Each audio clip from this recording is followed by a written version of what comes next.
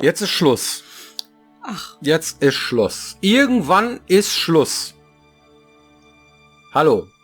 Hallo. Wir fangen jetzt erst an, also nicht weglaufen. Aber mit der Welt ist irgendwann Schluss.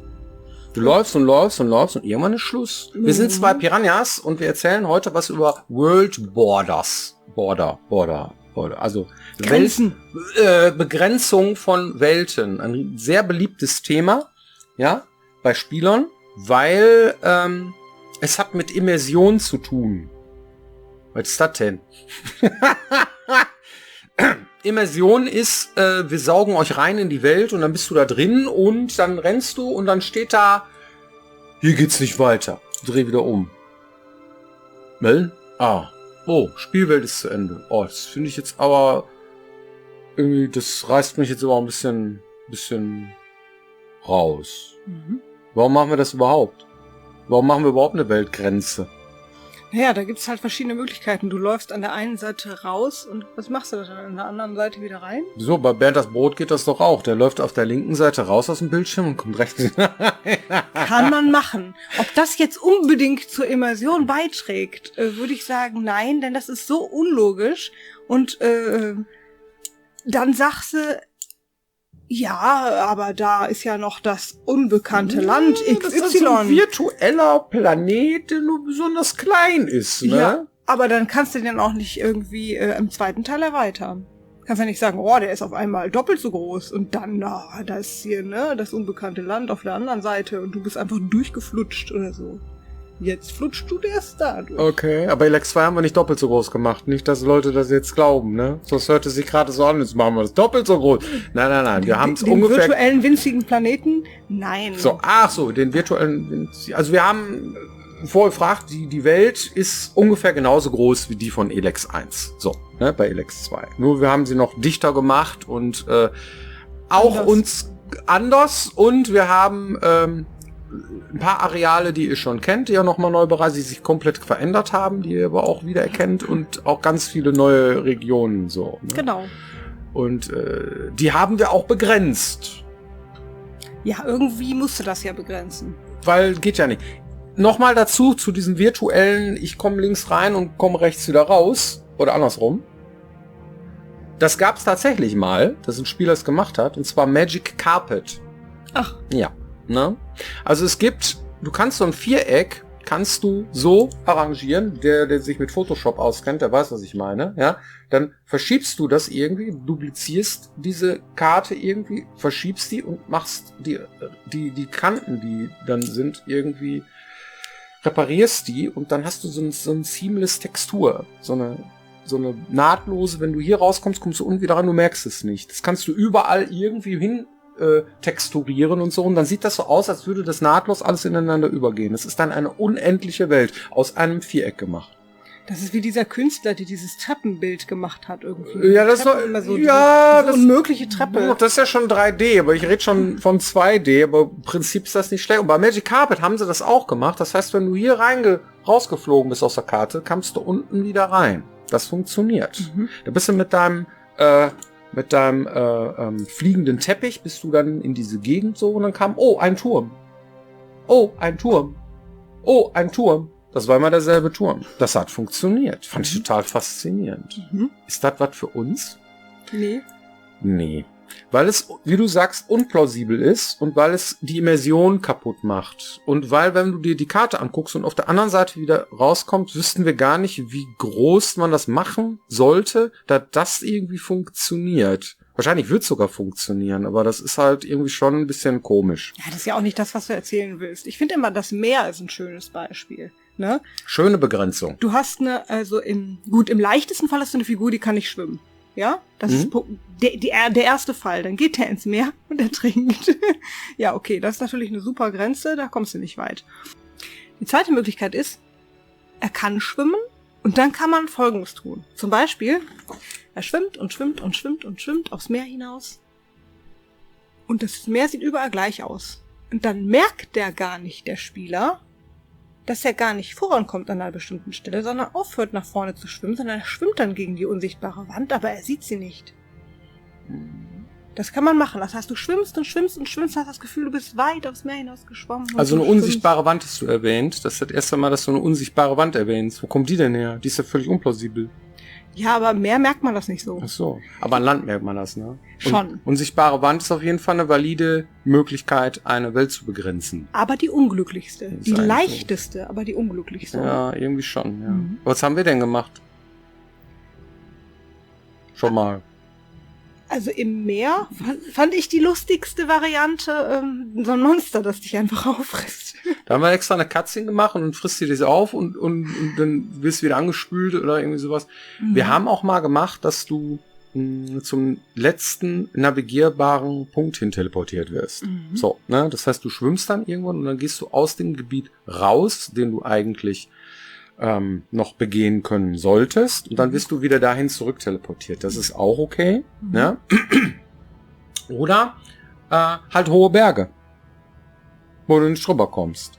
Ne? Ja, die müssen dann aber auch gut gemacht sein, weil der Spieler, der kommt so gut wie überall drüber.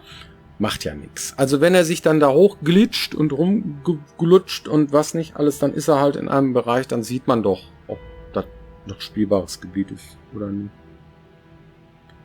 Dann will er das ja auch nicht anders, ne? Die Weltgrenze überschreiten. Finden wir das schlimm? Eigentlich nicht. So, ja, dann glitscht er halt da durch und so, dann sieht man eigentlich auch, dass das halt geht dann. Ja, darf eigentlich nicht, aber naja. Wir haben noch eine andere Variante gehabt. Es gab auch mal sowas wie Witcher hat das gemacht, wenn du irgendwo in eine Gegend geritten bist, so, weißt du, wo du nicht hin sollst, du musst umkehren, hier gibt's Drachen, stand dann da. Mhm, auch, ja, Texteinblendung einfach, ne? Ja. Und das ist so wie die Demo ist jetzt zu Ende. Irgendwie fühlt sich das an, ne?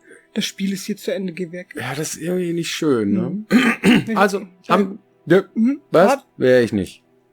Hier, bei Gothic, da habt ihr irgendwie so einen Gag draus gemacht. Irgendwie. Wir hatten eine Grenze, genau, da konntest du auch irgendwie dich drüber kronkeln und dann ist hier ab hier nur Bier oder was stand da? Nee, irgendwie The Mighty Alien Dwarf. Mighty Alien Dwarf, genau. Ja. Richtig, so, und dann, da so ein hier gibt's nichts mehr. So, geht mal weg. So, ne? Da war irgendwie die Grenze, wo dahinter irgendwie eine Schlacht stattfinden sollte, virtuell. Da war natürlich nichts, aber man hat trotzdem irgendwie kam man dahin, hingeglitscht und so weiter. Finde ich auch okay. Sowas, ja, kann man auch machen, also das ist so witzig machen, aber das ist eine Weltbegrenzung mit Sound. Wir haben aber jetzt ein Jetpack. Das heißt, es gibt keine Zäune, die man nicht, es sei denn, die sind so, und dann ist die Kuppel, ne?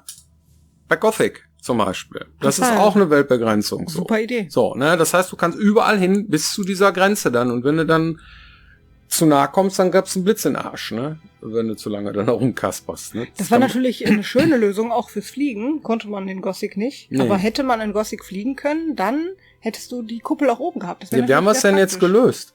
In Elex. Du kannst ja jetzt fliegen. Du kannst ja überall hinfliegen. Du kannst ja einfach wegfliegen. So, hui! Was machen wir denn da? Also, ganz ehrlich, Was? nach oben hin habe ich das noch nicht ausprobiert. Siehst du? Das ist eine gute Idee, ne? Kannst du nicht ausprobieren. Nee. Ja. Weißt du's? Ja, ich weiß, ich mach das ja. Ich Ach habe so. ja die Grenze eingebaut. Also, was wir gemacht haben, ist, wir haben verschiedene Zonen eingebaut, wo man Schaden bekommt. Das haben wir uns auch, ja, bei Bethesda-Spielen, bei Fallout abgeguckt. Und da machen die das so, wenn du in ein radioaktives Gebiet kommst, dann kriegst du so einen Post-Processing-Effekt und dann wird das alles irgendwie so ekelig und dann kriegst du Lebensenergie abgezogen. Und wenn das passiert, kriegst du auch noch, also du kriegst ein audiovisuelles Signal von uns, so hier ist giftig, kalt, vergiftet, was noch? Heiß, so, ja. Oder radioaktiv verseucht oder irgendwie sowas und dann kriegst du dann das entsprechende Feedback dafür und dann wird dir die Lebensenergie abgezogen und dann kriegst du einen entsprechenden Statuseffekt auf deinem Charakter, dass der, hier ist es jetzt so kalt, ich muss hier wieder weg. So. Das fanden wir die schönste Lösung, die dann auch noch Kontext hat, nämlich die jeweilige Level Art oder die Level-Gegend oder so, die dann, wenn es zum Beispiel kalt ist oder so, dass man oben auf die Berge nicht hinkommt oder sowas. Das fanden wir das Schönste. Und da kann man dann auch reinfliegen in so eine Zone und merkt dann, oh, hier ist aber ganz schön ungemütlich. Ja. Hat Speedrunner nicht davon abgehalten. sich ganz viele Heiltränke zu besorgen, ja, ganz viele, die auf eine Quick-Taste zu legen, dass sie die ständig so irgendwie so, ich sterbe, und dann sind die durch diese Zonen und dann zum Endgegner und dann klatsch haben die den Endgegner platt gemacht. Innerhalb von einer Stunde. Das war der Trick, wie man Elex schnell durchspielt. Und Elex-Tränke. Ja, ne? Und Elex-Tränke. Das heißt, man hat da halt irgendwie, ja, das ist auch so ein da durchglitschen irgendwie. So ein Speedrun ist ja auch. Die nutzen so Bugs aus, ne? Und Glitches gerade. Glitches vor allem so, ne? Und das ist ja dann schon, die Weltbegrenzung macht einem dann das Leben ja auch leicht, wenn man sie überwinden kann. Die einfachste Weltbegrenzung ist, der Level ist einfach nicht da. Gibt Spiele, da hast du eine Tür und dann lädst du diesen Level und die Welt ist dann weg. So, das heißt, wenn du da irgendwo drüber, dann fliegst du einfach durch die Welt und bist weg. So ist die einfachste Weltbegrenzung. Der Level ist einfach nicht da. So, fertig. Was ist denn jetzt die schönste? Ne? Also ich persönlich mag das tatsächlich mit den Schadenszonen, weil du dann auch Geschichten erzählen kannst. Das heißt, wenn da jetzt so ein, ich sag mal, Lavaberg ist und der ist halt zu heiß, weil du sollst nicht in die Lava reinlatschen, dann ist das plausibel. Ja. Und da fragt sich der Spieler auch nicht, ja, warum kann ich jetzt nicht in die Lava gehen, sondern der sagt dann, oh scheiße, Lava, geht wieder. Kann sich alles fragen oder ja, so, natürlich, aber es ist besser als die unsichtbare Wand, wenn der Spieler dagegen läuft. Der super geile Dinosaurier und deswegen kann ich auch irgendwie dann lodern und brennen und dann fresse ich halt Elex-Tränke und dann glitsche ich mich da durch. Das ist mein Spiel. Ja, kann man versuchen, aber letztendlich ist es trotzdem eine schöne Begrenzung. Ja. Und du kannst diese Schadenszonen auch im Spiel benutzen. Genau. Das heißt, wenn jetzt Radioaktivität irgendwo ist, weil eine radioaktiv verseuchte Zone dort ist, dann gibt es auch radioaktiv verseuchte Zonen im Spiel. Und du kannst die fürs Gameplay benutzen. Und zum Beispiel eine Location gefährlicher zu machen oder um Features einzubauen, wie es gibt Tränke gegen radioaktiven Schaden und oder Stims oder was auch immer. Und die kann ich benutzen, um zu taktieren, um dieses Item, was da in der Mitte liegt, dann doch noch zu kriegen oder mal eben die Truhe zu öffnen, irgendwie, wenn ich mich ganz schnell beeile. Und sowas macht Spaß. Und der Unterschied zu der Zone im Spiel und der Zone am Rand ist dann im Grunde genommen einfach nur, hier hast du ein bisschen mehr Zeit und hier bist du sehr schnell tot. Ja? Da sollst du nicht hin. Das ganz merkst du, den Unterschied. Und diese geskripteten Szenen, die eine Begrenzung machen, ne? Wie zum Beispiel irgendwie, ja, ich bin jetzt aufs Meer hinaus und dann kommt das Seemonster und frisst mich. Die finde ich auch immer besonders lustig, aber die sind natürlich auch tierisch aufwendig. Ne? Das heißt, wenn man jetzt nicht irgendwie super viel Entwicklungszeit investieren will, um solche Gimmick-Situationen in Cutscenes auch noch zu basteln, dann wählt man in der Regel eine andere Variante. Ne? Und wenn man die Zeit übrig hat, dann macht man sowas halt noch. Wir stecken unsere Energie halt in Sachen, die wir lustig finden. Damals fanden wir das lustig, das immer wieder zu wiederholen. Ist dann immer derselbe Gag so. Ne? Wäre vielleicht auch noch lustig, ne? Aber irgendwo will man das dann ja auch modernisieren und irgendwie sich auf andere Sachen konzentrieren. Darum machen wir das nicht mehr. Wir hatten auch damals ein Piratenspiel mit Inseln und so. Und jetzt haben wir ein Spiel mit viel Landmasse. Ja. Und das ist dann wieder was anderes. Gut, wir haben eine Trophy-Box. Oh. Ja, oder sowas Ähnliches, ne? Wolltest du die Geschichte erzählen? Es ist eine Trophy. Ja. Ja. Im Internet sind wir darüber gestolpert. Einer von euch ist sogar darüber gestolpert, weil wir wussten das überhaupt nicht, dass es tatsächlich eine Magic the Gathering Karte gibt. Ne? Magic the Gathering kennt ihr, das ist so ein Kartenspiel, die volle Kanne aussieht wie Björn. Na, Magic the Gathering. Ja, ich wollte erst mal zeigen, dass es Magic the Gathering ist. Ach so, ne? Und das kann man da sehen. Ich kann das ja auch noch mal... Will er doch nicht scharf stellen? Will er nicht scharf stellen. Ich kann das ja mal als Bild reinmachen. Ja. Da waren Leute und haben gesagt, die haben noch den Björn abgeguckt da. Na, das ist die Karte... Nightwatch, also Ritterwache, oder, ne? Und der Hoshi hat gesagt, oh, du bist aber ganz schön billig, ne?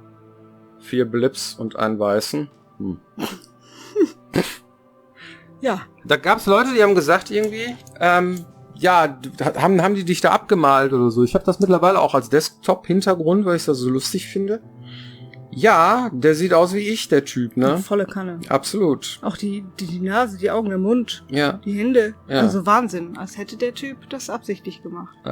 Stimmt aber nicht. Das ist reiner Zufall. Das kann ich mir auch nicht vorstellen, aber irgendwie Es gibt ist kein cool. Bild, wo ich so irgendwie zu sehen bin und ich glaube, das ist einfach reiner Zufall. Es gibt kein Bild, wo du jemandem aufs Maul haust. Nein. Wie kommt das denn, Björn? Ja, vor allem diese Rüstung, das ist doch völlig unplausibel. Ja, wir fanden das so lustig, also das ist schon schön, aber das ist reiner Zufall. Das ist auf jeden Fall cool, ja. Das Stimmt gab es schon. nämlich auch als Community-Frage. Sag mal, was hast du da am Modell gestanden? Nee, habe ich nicht. Hast du eine Community-Frage? Und auch diese Community-Frage habe ich im Kopf. Es wurde gefragt, warum redet ihr denn häufig so Denglisch? Ne? Oder benutzt so viele englische Begriffe? Was? Genau. Und das kann man ziemlich einfach erklären. Ist auch ein bisschen lustig. Als ich damals bei Piranha Bytes angefangen habe, da haben sich ein paar Leute unterhalten. Nicht in einer anderen Sprache, sondern über Spieleentwicklung. Und die haben unwahrscheinlich viele Begriffe benutzt, und ich dachte, hä?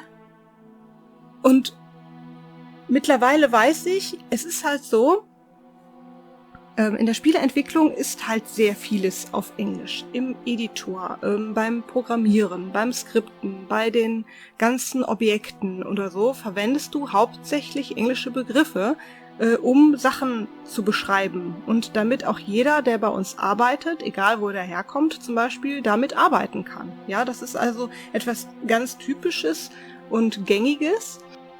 Ja, wisst ihr Bescheid. Es gibt da ein ziemlich lustiges Video dazu, und zwar heißt das Trashy rausgepustet. Ne? Also da werden die Glibber-Moods getaggelt und die Timeline wird neu gemodelt. Und ansonsten ist das noch nicht final, da müssen wir noch mal ran. Ne? Ist super lustig, guckt's euch mal an. Da hat man eine Ahnung davon, wie die Leute der reden. Blödsinn, ne, genau. In der Spieleentwicklung. Uns fällt das auch gar nicht mehr auf, dass Nein. wir selber so reden teilweise. Ja. Also fragt ruhig, wenn ihr was nicht versteht. Wir werden das dann bei der nächsten Runde beantworten. Alles klar, dann sehen wir uns hoffentlich nächste Woche wieder hier, wenn es heißt Piranha Becken TV. Genau, Macht's bis dann.